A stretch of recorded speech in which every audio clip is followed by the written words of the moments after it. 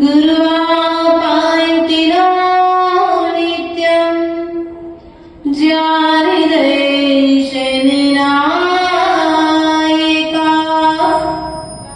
चारित्राणवगम्भीरः मोक्षमार्गोपदेशिका शास्त्रीराजयत्युत्तम शास्त्र प्यारा जो भी लिखा सच लिखा गुरु ने उजाला जो जो रहस्य इसमें गुरु आप खोलो मैं मौन हूँ अभी यहाँ गुरु आप बोलो। बोले अनंतानंद सिद्ध परमेष्ठी भगवान की देवादिदेव मूलनायक सुमतिनाथ भगवान की देवादिदेव शासन नायक भगवान महावीर स्वामी की बाहुबली भगवान की आचार्य भगवत कुंद कुंद देव की आचार्य भगवत रत्नाकर सूर्य की आचार्य भगवत विराट सागर जी विशुद्ध सागर जी महाराज की आचार्य गुरुवारेश्वर विभव सागर जी महाराज की द्वादशांग जिनवाणी माता की।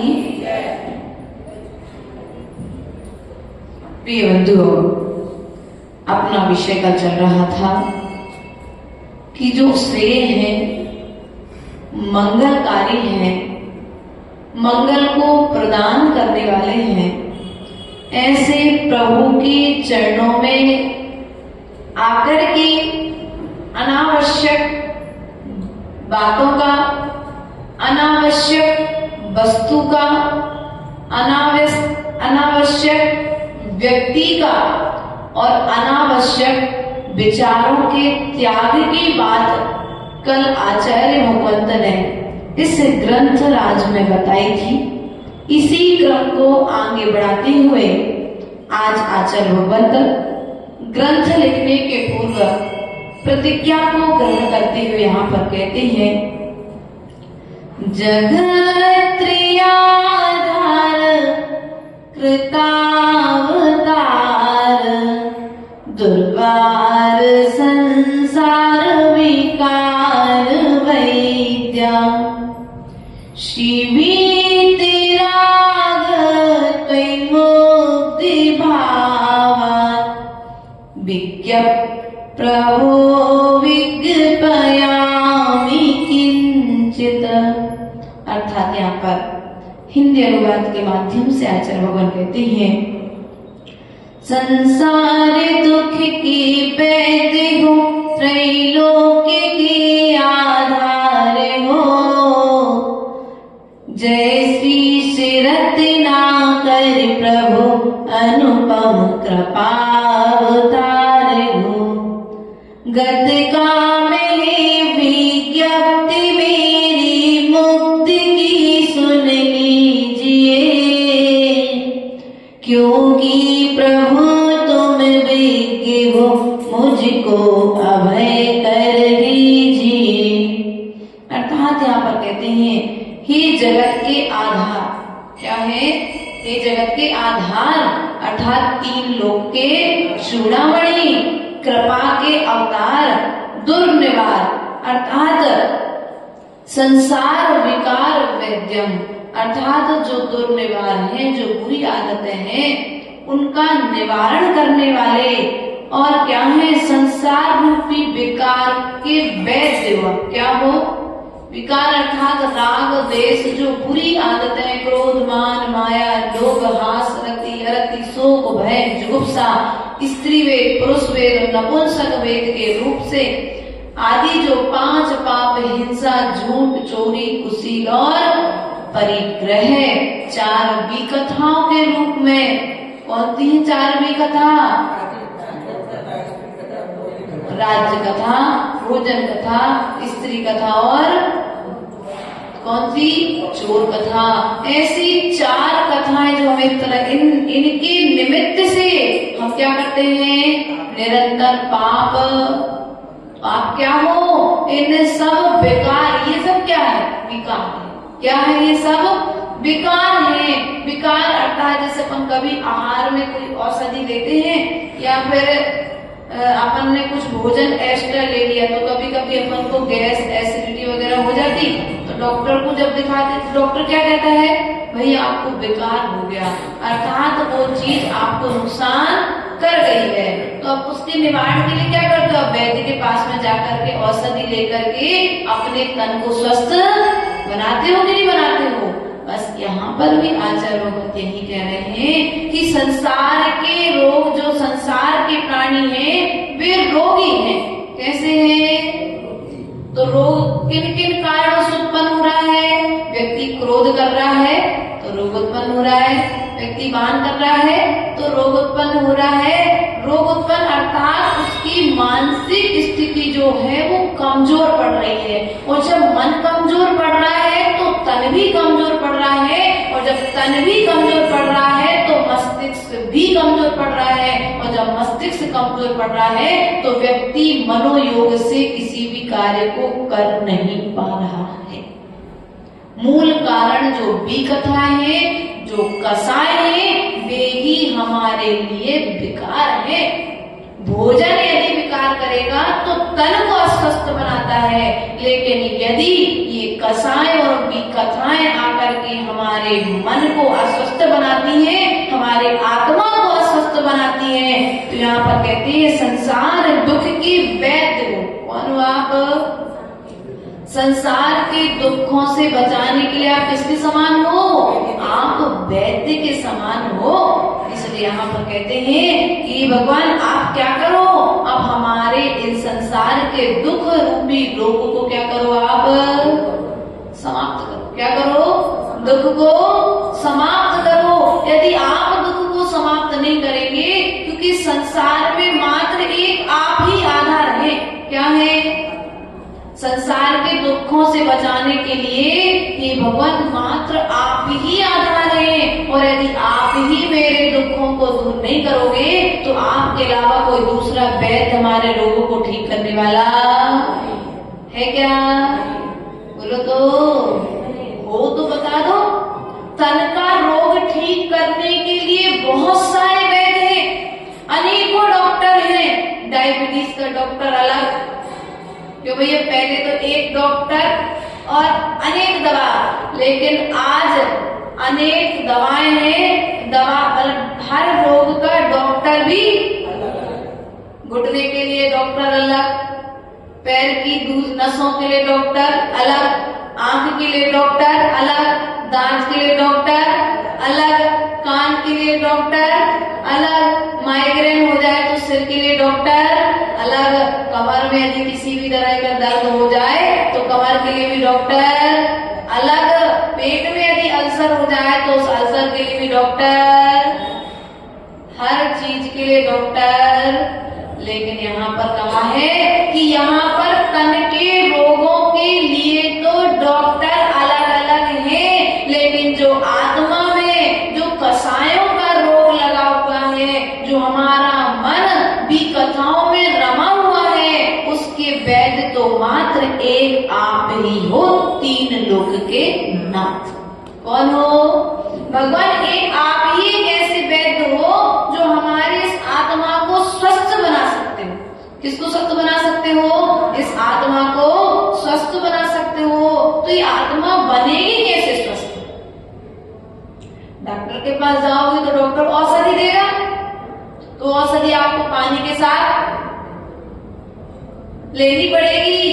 लेकिन यहाँ पर भगवान कहते हैं कि देखो, अगर डॉक्टर के पास जाओगे तो दवाई देगा, तो कोई डॉक्टर कहेगा चाशनी के साथ लेनी है, तो कोई दूसरा डॉक्टर कहेगा आपको दूध के साथ लेनी है, तो कोई डॉक्टर कहेगा इसको पानी के साथ में लेना है, कभी कहेगा शुरू में लेना है, बीच में लेना है, कोई कहेगा बाद में लेना है, कोई कहेगा सुबह लेना है, कोई कहेगा शाम को लेना है। लेकिन हमारे 3 लोक के नाथ जो वैद्य हैं, उन्होंने कहा है कि मैं जो तुम्हें औषधि दूंगा, क्या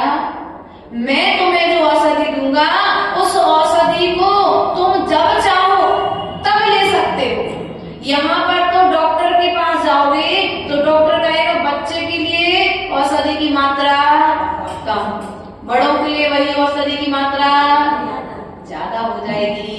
कभी तो ना 500 mg की यदि कोई दवाई हो तो बच्चे के लिए कहते 100 mg गोली के 4 टुकड़े करके उसे छोटी सी दवाई दे देना। लेकिन यदि वही रोग यदि बड़े को हो जाए तो वही दवाई 500 mg की। लेकिन यहाँ पर आचार्य भगवंत ने कहा चाहे बच्चा हो, चाहे बूढ़ा हो, चाहे छोटा रोग हो, चाहे बड़ा रोग हो, चाहे दिन में हो, चाहे रात में हो, हमारे दवाई जो है तुम जब चाहो, दूध के साथ की जरूरत नहीं है। यदि घर में दूध नहीं है ना तो दूध के साथ में इस औषधि को लेने की जरूरत, कोई चाशनी बनाने की भी जरूरत नहीं है। तुम्हें बस यदि उस औषधि को लेना है तो औषधि लेने के लिए तुम्हें समय निकालने की जरूरत है। किसकी जरूरत है? समय निकालने की जरूरत है। तो औषधि लेने के लिए घर पे ले सकते कि दुकान पे ले सकते? बोलो तो घर पे लेना है, दुकान पे लेना है कि मंदिर में लेना है? तो भगवान ने कहा भैया स्थान कोई भी हो, यहाँ तक कहा आप पवित्रो वा सुस्थितो दिस्थितो पिबा ध्यायत पंच नमस्कार।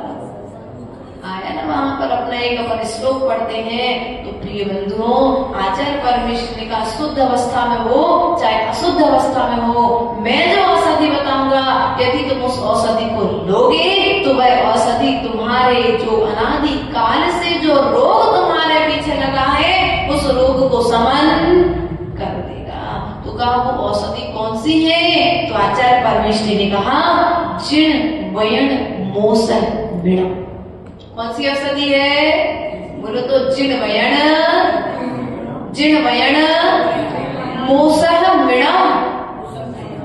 मोसह मिणम, अर्थात जिनेंद्र भगवान के वचन ही औषधि है। क्या है? बोलो तो जिनेंद्र भगवान के वचन ही औषधि है। अब तुम जब चाहो तब ले लो। जब राग आए तो इस औषधि को ग्रहण कर लो, इस औषधि का पान कर लो, वह जीवन में राम का चरित्र पढ़ लो तो समता का पाठ, तो कर्म का बंध होगा नहीं। और जब कर्म का बंध होगा नहीं तो रोग आगे आकर के उदय में आएंगे। क्या बात समझ में आई? रोग की औषधि मिली कि नहीं मिली? रत्नकंड सामकाचार्य में समंत्र भद्र स्वामी ने 108 नंबर की कारिका में कहा है धर्मामृतम सतृष्णा। क्या कहा? धर्मामृतम शातृष्णा स्मरणाभ्याम पिबतु पायेत ज्ञान ध्यान तपोव्या भव तूप संतंत्रालु। अर्थात जो यह जीव है अनादि काल से क्या है? अमृत की चाहे तो चाहता है, अमृत को प्राप्त करना तो चाहता है, लेकिन अमृत है क्या? तो आचार्य भगवान कहते हैं जो जिनेंद्र भगवान के वचन है वे अमृत है, और जो इन वचनों को ग्रहण करता है वही एक दिन अमरता को प्राप्त, वो फिर कभी मरता। अर्थात में धर्म रूपी जो औषधि है जिनेंद्र भगवान के जो वचन है वे तुम सुबह भी ग्रहण कर सकते हो, शाम को भी ग्रहण कर सकते हो, दुकान पर भी ग्रहण कर सकते हो, अशुद्ध अवस्था में भी ग्रहण कर सकते हो, शुद्ध अवस्था में भी ग्रहण कर सकते हो, और जहाँ खड़े हो वहां रहकर के कर्म के बंध से।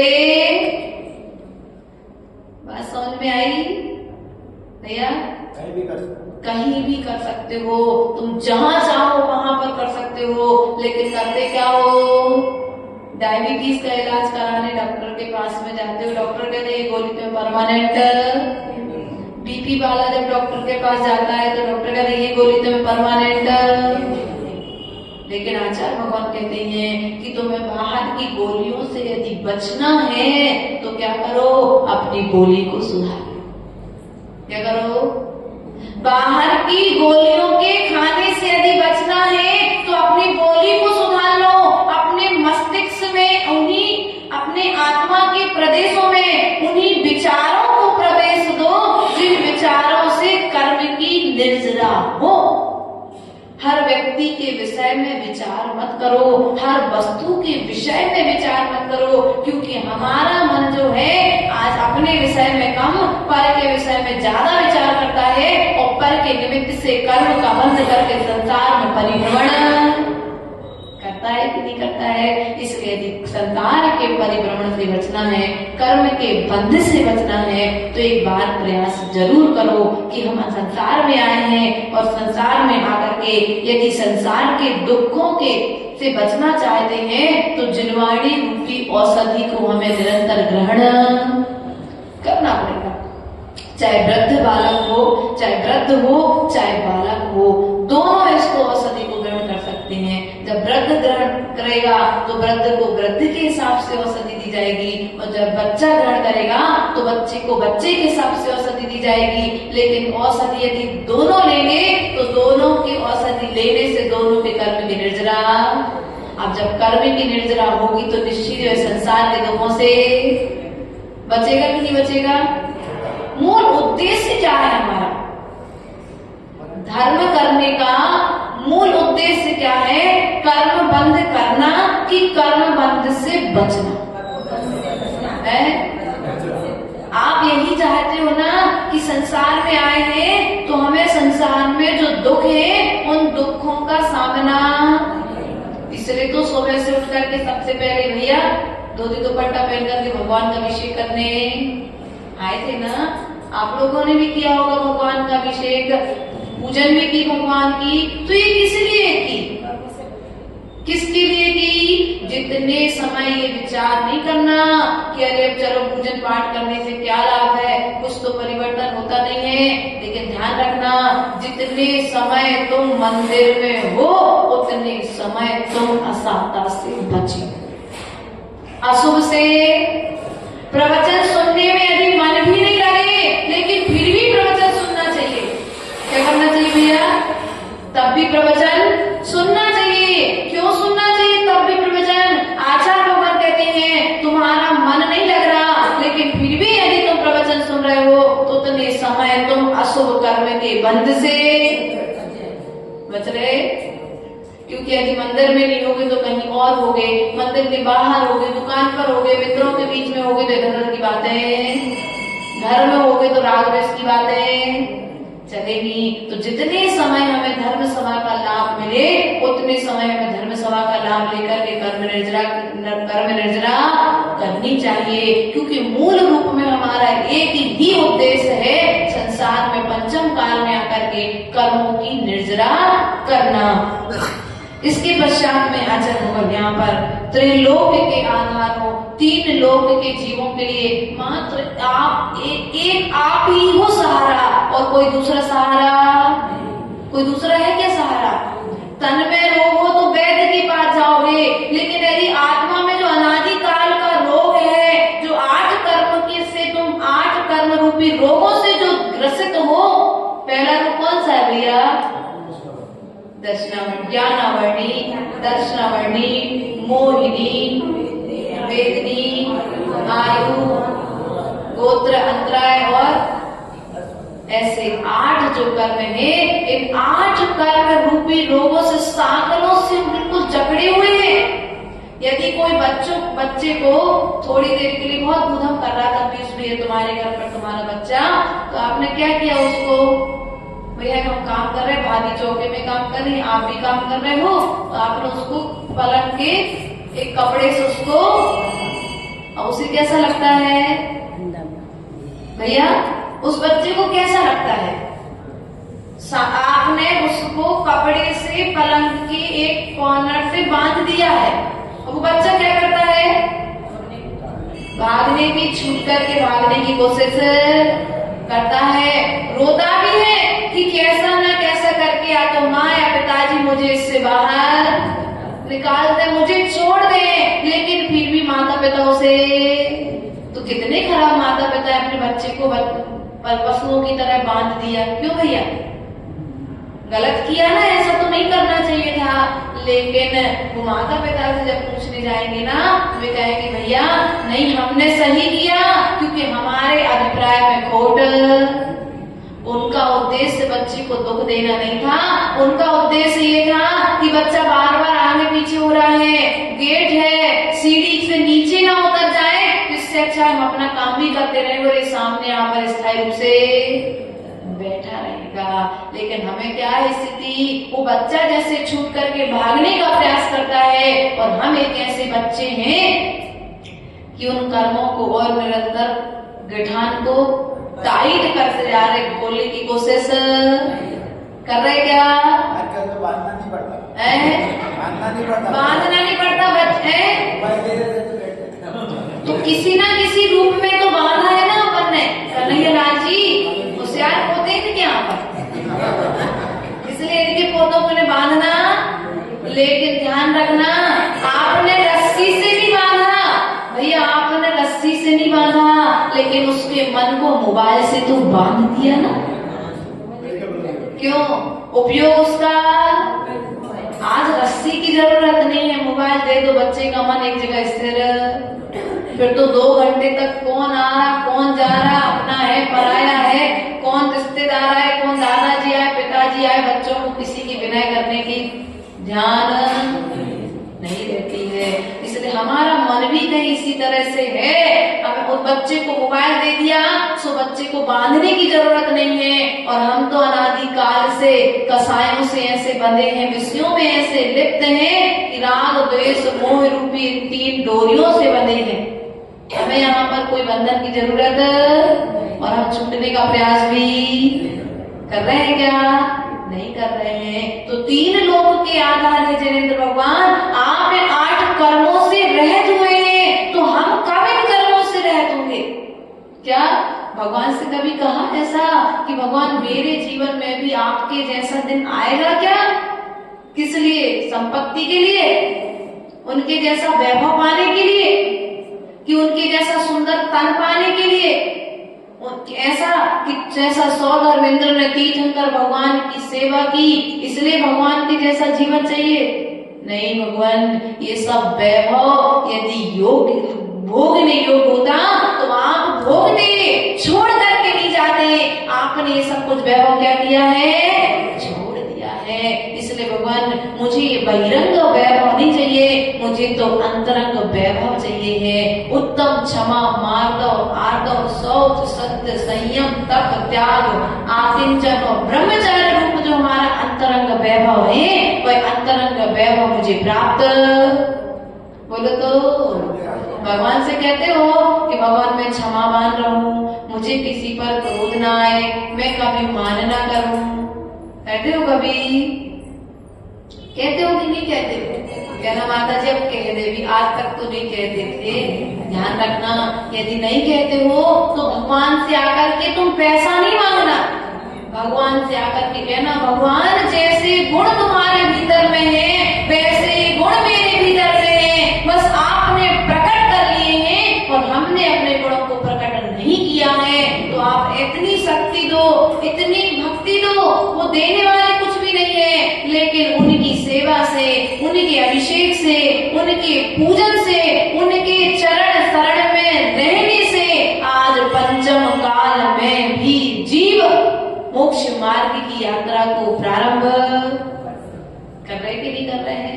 निर्ग्रंथ मुद्रा को धारण कर रहे कि नहीं कर रहे हैं? इसलिए ध्यान रखना, अपने जीवन को यदि उन्नति की ओर लेकर के जाना चाहते हो तो संसार में जो दुख है उन संसार के दुखों से बचने के लिए एक प्रभु की भक्ति का आधार, इसका आधार लो। जब भगवान महंत गोस्वामी के जीवन में कष्ट आया तो उन्होंने क्या किया? भक्ति का आधार है ना। भक्तांबर तुम लोग लगातार चातुर्मास होते हैं आपके यहाँ पर, तो आप सुनते ही रहते हैं भक्तांबर की महिमा को, सुनते ही रहते हैं। तो भक्तांबर की महिमा को सुनने से कल्याण नहीं होगा। जैसी भक्ति महंत गोस्वामी ने कारागृह में रह करके की थी, वैसी भक्ति यदि आज हम पंचम काल में करेंगे तो जैसे उनके बाहर के 48 ताले टूटे थे, हमारे कर्मों के ताले टूट करके हमें सिद्ध सलाम विराजमान कर देंगे। इसलिए पंचम काल में यदि कुछ है, संसार के दुखों से बचने के लिए कोई कारण, यदि कोई औषधि है तो वह जैनेन्द्र भगवान की भक्ति ही सर्वोपरि है।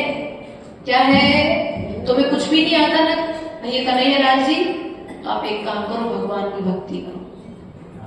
क्या करो? आपको नहीं आती ना प्राकृत की गाथा है, नहीं आता ना संस्कृत का रत्नखंड श्रावकाचार्य, तत्वार्थ सूत्र भी पढ़ना नहीं आता ना, कोई बात नहीं। आचार्य गुरुदेव सदा ये कहते थे, अगर तुम्हें कुछ भी नहीं आता है, नमोकार मंत्र पढ़ना भी यदि आता है, तो उस नमोकार मंत्र को सुनने वाले जब नाग नागिन का जोड़ा स्वर्ग में चला गया, तो पंचम काल में यदि हम भक्ति के साथ उस नमोकार मंत्र को नमस्कार करेंगे, तो उस नमस्कार के बल पर क्या हम भी मोक्ष मार्ग की यात्रा प्रारंभ नहीं करेंगे?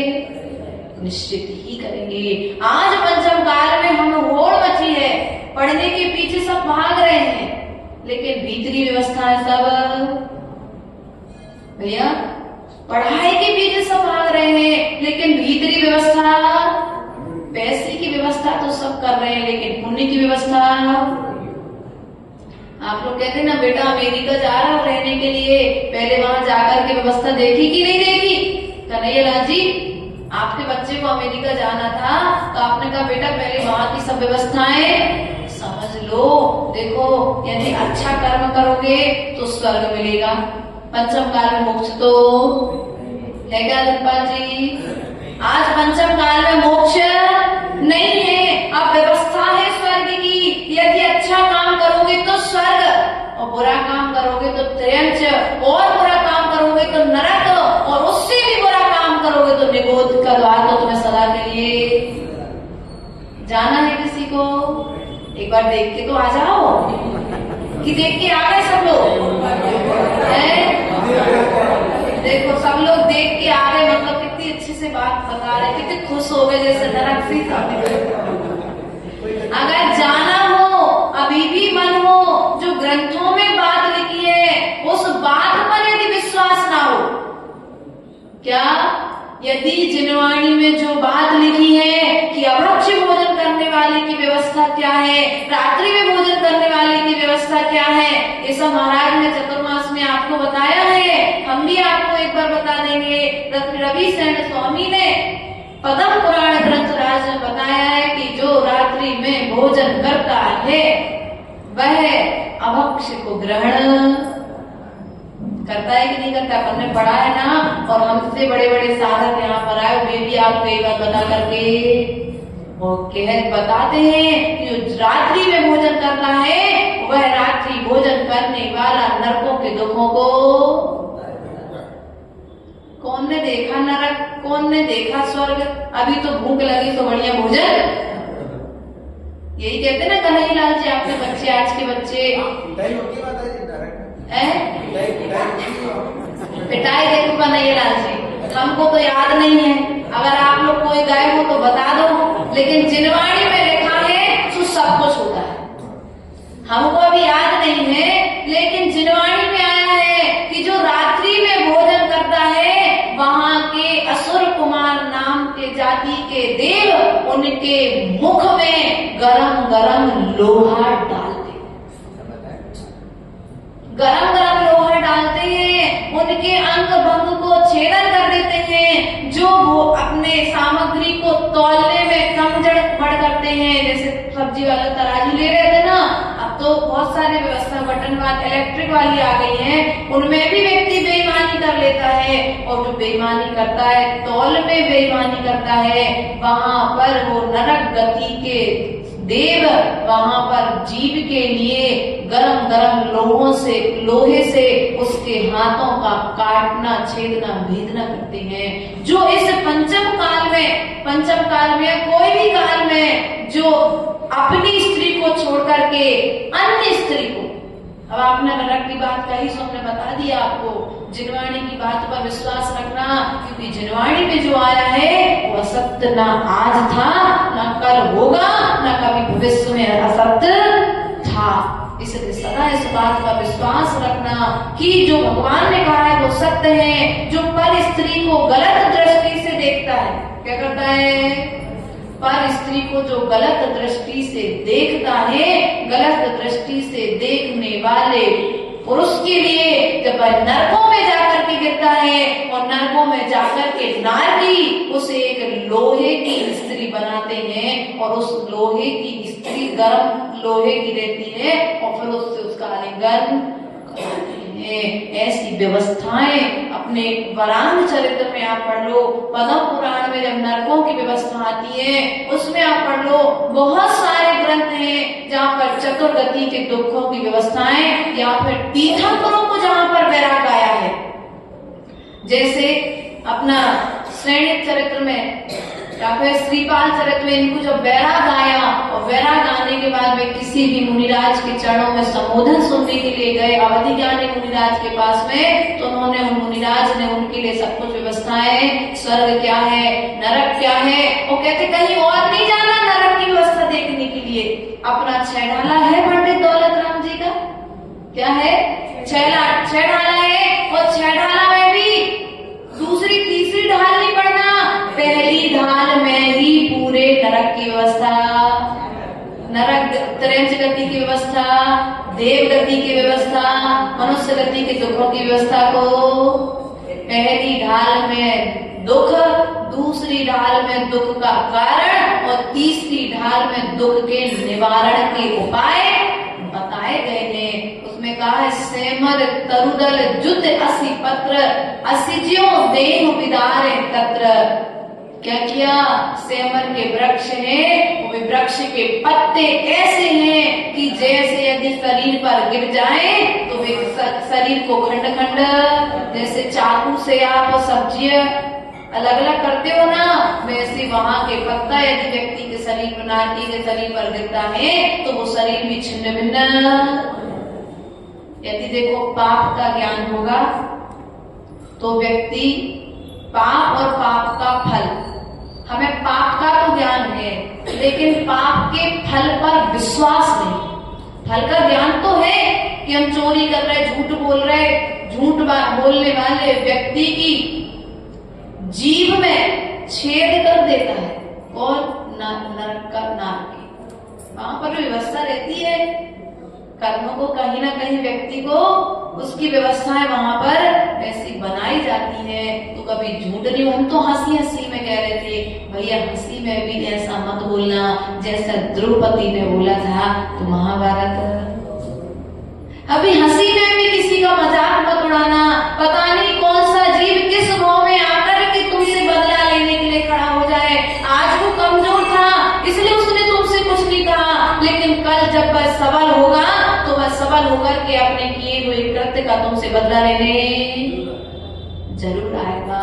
इसलिए कभी भी किसी के विषय में हमें बुरा नहीं सोचना है, हमें कभी भी किसी के विषय में बुरा नहीं करना है, ना तो झूठ बोलना है, और सच भी यदि मालूम है तो सच भी हमें उसके पहले बना बताए उजागर सामने वाले को। यदि किसी का कोई सच भी तुम्हारे सामने में है, वो लगता है सच के सामने आने से किसी की अप्रभावना हो सकती है, क्या किसी की बदनामी हो सकती है।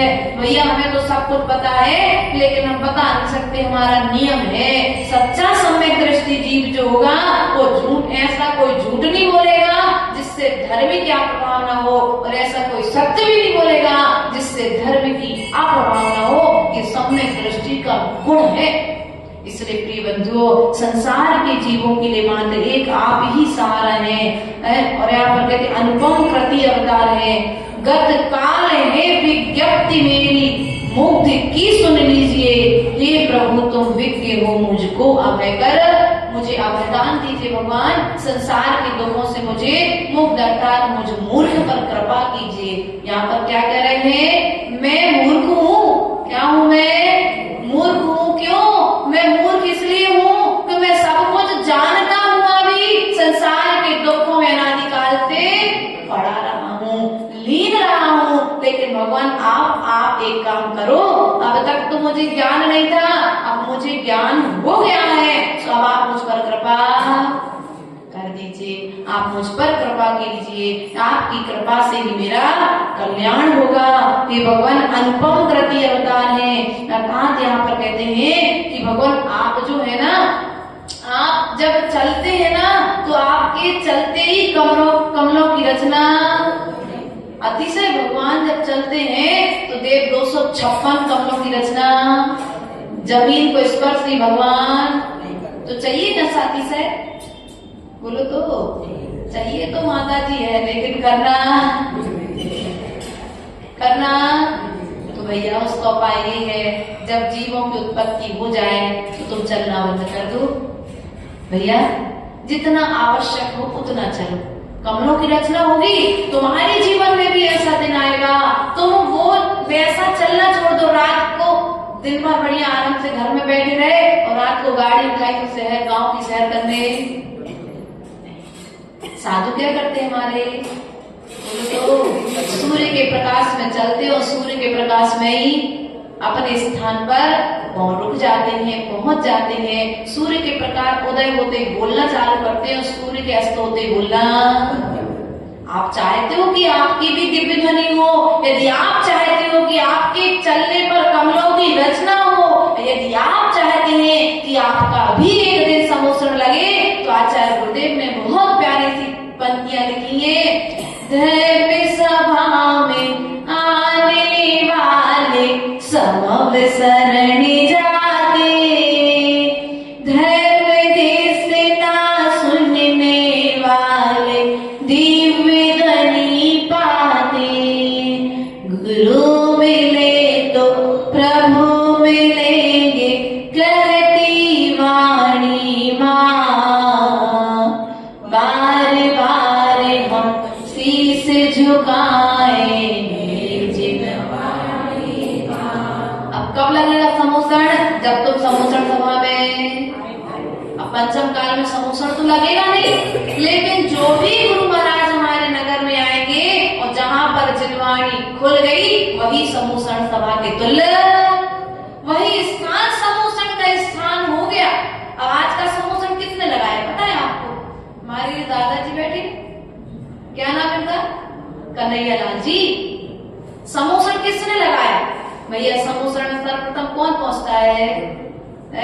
सौदर में पहुंचता है, समोसण की रचना करता है और रचना करके फिर प्रमुख गणधर के रूप में भगवान से निवेदन करता है कि भगवान अब मैं आपकी देशना सुनना चाहता हूँ, आप देशना देकर के हम सभी को उपकार कीजिए। आज समूह आपको धर्म से प्रेम है, आपको जिन वचनों से प्रेम है, इसलिए आप समय पर आए और 2 मिनट भी यदि लेट हो गए तो 2 मिनट की देशना आपकी चली गई। आधा सुनोगे तो फिर ऐसा होगा, अधजल गगरी बोलो तो, थोड़ा बोल तो आप लोग ऐसे करते ना, आधा अधूरा ज्ञान लेते हो और फिर दूसरे को जब देने जाते हो तो दूसरे का भी अपकार करते हो, स्वयं का भी अपकार करते हो।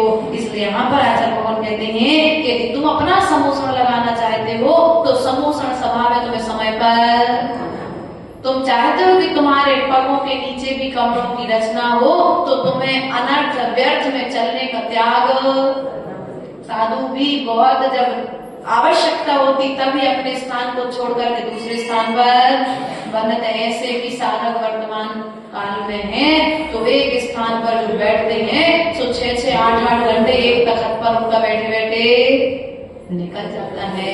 आप चाहते हो कि आपका भी समोसण लगे और आपकी भी दिव्य ध्वनि, ऐसा भी सोचते ना, हमें भी एक दिन प्रवचन देने का सौभाग्य मिले। तो प्रवचन देने का सौभाग्य कब मिलेगा? जब तुम अपने वचनों से हित मित और प्रिय, कैसे वचन बोलोगे? हित मित और प्रिय। ऐसे कोई वचनों का प्रयोग मत करो जिन वचनों के सुनने से दूसरे को कष्ट पहुंचे। ऐसा कोई प्रयास मत करो जिससे किसी के दिल को ठेस लग जाए। इसलिए तुम्हें यदि तुम चाहे तो तुम समोसण सभा में बोलो, तो अभी से अपने बोल को सुधार, अपनी वाणी को सुधार लो, क्योंकि इस जीवन का यदि कोई सौभाग्य है, व्यक्ति आभूषणों से सुंदर नहीं होता। आचार्य गुरुदेव कहते हैं व्यक्ति की यदि वाणी सुंदर है तो आभूषणों की जरूरत नहीं है। पर यदि वाणी सुंदर नहीं है और कितना भी सुंदर आभूषण पहन करके आ जाए, कितने भी सुंदर वस्त्र पहन करके आ जाए, उसकी ओर कोई देखता भी नहीं है। इसलिए अपनी वाणी को सुंदर बनाने का प्रयास करेंगे तो आपका सौंदर्य बढ़ जाएगा। उसके पश्चात में कहते हैं कि भगवान आपके लिए कभी पसीना, बोलो तो भगवान को पसीना आता है क्या? भगवान को पसीना नहीं आता, लेकिन फिर भी आप सब पर पसीने देखो। क्या हो आप सब पर? अगर भगवान पसीजे नहीं होते ना तो दिव्य देश नहीं होती। क्या होती? क्या? बिना करुणा के, बिना दया के बोलने का भाव होता क्या? भाव नहीं था, लेकिन ये ऐसा निमित्त था कि केवल ज्ञान होने के पश्चात योग्य पात्र की उपस्थिति में उनकी देशना होती है। इसलिए हम तो यही कहेंगे कि भगवान हमारा पुण्य का उदय तीव्र था तो आपकी अनायास दिव्य ध्वनि घिरी है। उसके पश्चात में यहाँ पर कहते हैं कि भगवान आपका जो तन है वह सुगंधित है। कैसा तन है आपका तन? सुगंधित तन है। काय से सुगंधित है? कोई फेरम लवली लगाई थी क्या भगवान ने? है? कोई डर्मिकुल पाउडर लगा लिया हो? आप तो बहुत सारी चीजें आने लगी, आप लोग लीपा पोती करते रहते हो। सुगंधी बढ़ाने के लिए रूम फ्रेशनर और लेमन का और काय के आते हैं। हम लोग के पास व्यवस्था आती है, माता जी रूम व्यवस्थित, आप बदबू आ रही तो ये लगा दे क्या? तो हम लोग कहते भैया कोई चीज की जरूरत नहीं है, हम जहाँ बैठेंगे वहाँ जिनवाणी की सुगंधी जब फैलेगी तो सब गंध अपने आप यहाँ से बाहर हो जाएगी। उपयोग जब जिनवाणी में रहेगा तो बाहर की गंध हमारे लिए द्वेष पैदा नहीं कर पाएगी। इसलिए भगवान के शरीर से, तन से इतनी सुगंधी आती है कि दूर दूर तक दुर्भिक्ष फैली हुई जीवों की बीमारी भी दूर, उनके तन से स्पर्श होने वाली हवा भी लोगों को दूर। यदि भगवान के तन से स्पर्शित हवा यदि जाकर के पीयूष को छू ले और पीयूष के शरीर में यदि कोई बीमारी है तो बीमारी दूर। और हमारी स्थिति क्या है कि हम तन को सुंदर बनाने के लिए, तन को सुगंधित बनाने के लिए किन किन वस्तुओं का प्रयोग नहीं करते हैं। उन वस्तुओं के प्रयोग के पहले एक बार विचार कर लो, कहीं इस वस्तु को बनाने के पहले कितने जीवों का घात हो। हम अहिंसा महाव्रती है ना, आप सब लोग भी हो कि नहीं हो? अणुव्रत रूप में तो आप लोग अहिंसा को पालते हो ना। तो जो प्रोडक्ट्स आप यूज करने जा रहे हैं उस प्रोडक्ट्स के लिए एक बार उसकी हिस्ट्री तो निकाल लो कि जिस शैम्पू से तुमने अपने बालों के लिए सिल्की बनाने का प्रयास किया है वो शैम्पू बना कैसे है? उसमें कहीं किसी